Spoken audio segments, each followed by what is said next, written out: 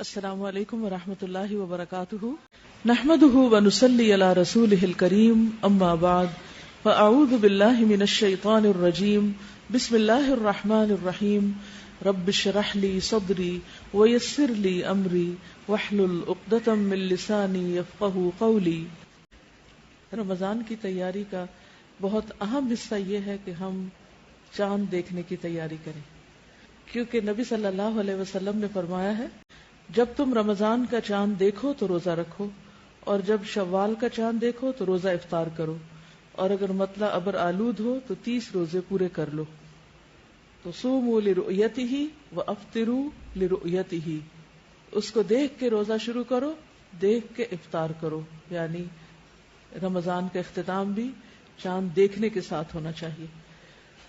تو ہمیں رمضان کا استقبال کرنا ہے چاند دیکھنے کے ساتھ، اور اس کے لیے اپنے سب گھر والوں سمیت کوشش کریں گے کہ چاند کو دیکھ کر روزہ رکھیں، اور جب دیکھیں تو نیت اور سوچ یہ ہونی چاہیے کہ میں اس وقت نبی صلی اللہ علیہ وسلم کے حکم پر عمل کر رہی ہوں۔ بہت سے ذہنوں میں یہ سوال پیدا ہوتا ہے کہ سعودی عرب میں روزہ ہو گیا ہے، کینیڈا میں روزہ ہو گیا، دبئی میں روزہ ہو گیا ہے، آخر ہمیں کیا ہے، ہمارا روزہ کیوں نہیں ہوا؟ اس کی وجہ یہ ہے کہ ہم نے ابھی چاند نہیں دیکھا، تو چاند دیکھے بغیر ہمیں روزہ نہیں رکھنا۔ تو پہلی چیز کیا ہے؟ ہمیں چاند دیکھنا ہے، چاند دیکھنا ہے، اور اگر بادل ہو تو اس کا بھی آپ نے فرمایا کہ پھر فَأَكْمِلُوا الْعِدَّةَ 30 کی گنتی پوری کر لو، یعنی شعبان کے 30 دن کر لو۔ تو اب اس کے بعد 31واں کوئی نہیں ہے۔ فار گرانٹیڈ نہیں لیں کہ کل روزہ ہے تو روزہ رکھ لیں گے، سب رکھ رہے ہیں ہم بھی رکھ لیں گے، تو اس کو سنت کے مطابق شروع کریں۔ اس کی کیا وجہ ہوتی ہے کہ سعودی عرب میں چاند نظر آ جاتا ہے اور ہمارا نظر نہیں آتا؟ ٹائم زون کا فرق ہونے کے علاوہ آپ دیکھیے کہ چاند کب دکھتا ہے؟ جب سورج ہوتا ہے یا نہیں ہوتا؟ نہیں ہوتا۔ سعودی عرب میں سورج ہم سے 2 گھنٹے بعد غروب ہوتا ہے، یہ معلوم ہے نا آپ کو، یعنی 2 آورز کا ڈفرنس ہے، ٹائم ڈفرنس۔ تو 2 گھنٹے پہلے، یعنی اس وقت اگر 7:15 بجے سورج غروب ہو رہا ہے تو ہمیں 5:15 بجے چاند دیکھ لینا چاہیے۔ نظر آئے گا؟ کس کس کو نظر آئے گا 5:15 بجے چاند؟ نہیں نظر آئے گا، لیکن بائی دا ٹائم چاند سعودی عرب تک پہنچے گا تو وہاں کیا ہو چکا ہوگا؟ 7:15 ہو چکے ہوں گے، مغرب ہو چکی ہوگی، اور مغرب سے تھوڑی دیر پہلے وہ اگر چاند دیکھنے کی کوشش کریں گے تو انہیں چاند نظر آ سکتا ہے جو ہمیں نہیں آ سکتا۔ اس لیے ہمیشہ ہم ایک دن پیچھے ہوتے ہیں، اور چونکہ نبی صلی اللہ علیہ وسلم نے ہمیں یہ سکھایا کہ چاند دیکھ کے روزہ رکھو، اس لیے ہم ایک دن اور موج کر لیتے ہیں۔ مجھے ہمیشہ پاکستان میں ایڈڈ بینیفٹ یہ نظر آتا ہے ایک دن پیچھے ہونے کا، کہ زیادہ اچھی طرح تیاری ہو جاتی۔ لاسٹ مومنٹ تک بھی ہم تیاری کرتے رہتے ہیں، لیکن ساری تیاری مکمل نہیں ہوتی۔ جسمانی تیاری، ذہنی تیاری، روحانی تیاری، کئی اعتبار سے ہمیں تیار ہونا ہوتا ہے۔ اس طرح جب ایک دن اور ملتا ہے مہلت کا تو مجھے بہت غنیمت لگتا ہے کہ اللہ تیرا شکر ہے کہ ایک دن اور مل گیا۔ پھر سوچتی ہوں کہ کیا موت کے وقت بھی 1 گھنٹہ، 1 دن اور ملے گا کہ مزید کچھ کر سکوں؟ تو اس کے لیے مجھے آج ہی کچھ کرنا ہے، اور رمضان کا مہینہ تو نیکیوں کا موسم بہار ہے، اس لیے زیادہ سے زیادہ اپنے بیگ پیک کرنے ہیں۔ دیکھیے جب آپ دنیا میں کسی سفر کے لیے روانہ ہوتے ہیں تو عموماً کیا ہوتا ہے، آپ ایک محدود سامان ساتھ لے جا سکتے ہیں۔ مختلف فلائٹس پر 20 kgs، 25 kgs، 30 kgs کی اجازت ہوتی، کچھ فلائٹس پر 2 بیگ لے جانے کی اجازت ہوتی، کچھ پر اسٹرکٹلی صرف 1 بیگ لے جا سکتے ہیں۔ اب اگر آپ 2 مہینے کے لیے ٹریول کر رہے ہیں تو 1 بیگ میں کیا کچھ لے کے جا سکتے ہیں؟ کتنا کچھ زیادہ نہیں لے جایا جا سکتا، اور بہت سلیکشن کرنی پڑتی۔ لیکن آخرت کے لیے جب آپ کو اپنے نیکیوں کے بیگ بھرنے، اپنے سوٹ کیسز پیک کرنے ہیں، تو کوئی لمٹ ہے وزن کی؟ ہے کچھ؟ نہیں۔ دنیا میں اگر آپ نے کچھ پیک نہیں کیا ہوتا تو کیا منزل پہ جا کر آپ کو مل جاتا ہے؟ مل جاتا ہے۔ مثلا یہاں سے اگر آپ دبئی جا رہے ہیں تو پاکستان سے زیادہ اچھی چیزیں مل جائیں گی۔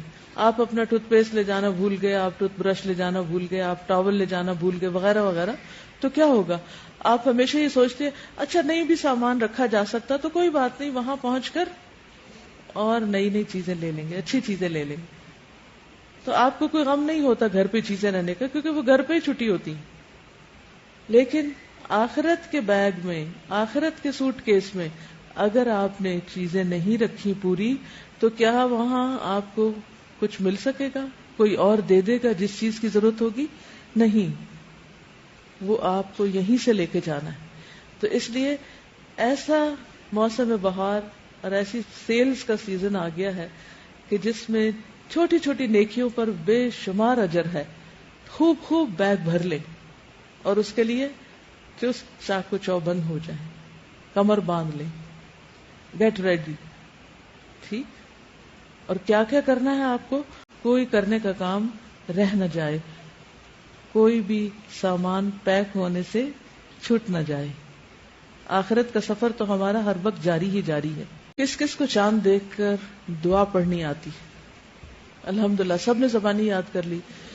جنہوں نے یاد نہیں کی وہ کتاب ساتھ رکھے، اور جس وقت چاند دیکھے تو ایک نظر نیچے دیکھے، ایک اوپر دیکھے، نیچے دیکھے، اور دعا پڑھ لیں۔ اللہم اہللہ علینا بالیمن والایمان والسلامت والاسلام ربی وربک اللہ۔ یا اللہ ہم پر یہ چاند امن، ایمان، سلامتی اور اسلام کے ساتھ طلوع فرما۔ اے چاند میرا اور تیرا رب اللہ ہے۔ یعنی ہمارے اور چاند کے بیچ میں ایک چیز کامن ہے کہ دونوں کا رب اللہ ہے۔ یعنی چاند ہمارا رب نہیں، کیونکہ کچھ قومیں چاند، ستارے، سورج ان چیزوں کو پوجتی ہیں، تو ہم ان کو نہیں پوجتے۔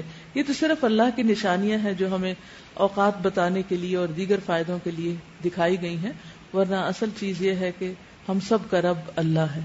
جیسے ابراہیم علیہ السلام نے چمکتے چاند کو دیکھ کر سوچا کہ شاید یہ رب ہو، لیکن جب غروب ہوا تو کہا کہ یہ رب نہیں ہو سکتا، تو وہ رب نہیں۔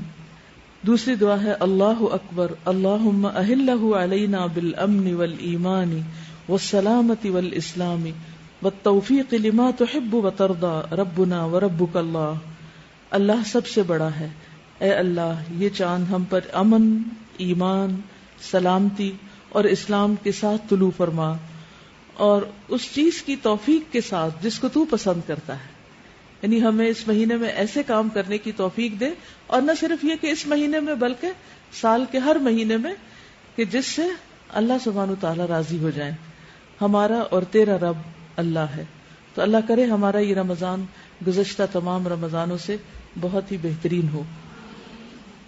ایک بات پچھلی بات کے حوالے سے، جہاں ہمیں رمضان کی آمد کی خوشی ہونی چاہیے اور رمضان میں اپنے ایمان کی تجدید ہونی چاہیے، کیونکہ دعاؤں میں بھی یہی چیز ہے، لیکن یہ سب کچھ صرف رمضان تک ہی نہیں رہ جانا چاہیے۔ کسی کا قول ہے بئس القوم لا یعرفون اللہ الا فی رمضان۔ کتنے برے ہیں وہ لوگ جو اللہ کو صرف رمضان میں پہچانتے ہیں، اللہ کی طرف صرف رمضان میں رغبت کرتے ہیں۔ تو ہمیں سارا سال رمضان کی طرح اللہ سبحانہ وتعالیٰ کی طرف رجوع کرتے رہنا ہے۔ تو آپ دیکھیے کہ پورا رمضان روزے کی چھٹی ہے کہیں، تو پھر جب روزے کی چھٹی نہیں تو قرآن پڑھنے کی بھی چھٹی نہیں، ٹھیک ہے؟ تو ہم رمضان کا استقبال چھٹی نہ منا کر رہے ہیں، یہ بھی تیاری کا ایک حصہ ہے۔ تیاری سے مراد صرف کپڑے دھونے اور گھر صاف کرنے کی تیاری نہیں، تیاری سے مراد روحانی تیاری بھی ہے کہ ہم واقعی رمضان میں کچھ کر سکیں، ٹھیک ہے؟ وآخر دعوانا ان الحمد للہ رب العالمین۔ السلام علیکم ورحمۃ اللہ وبرکاتہ۔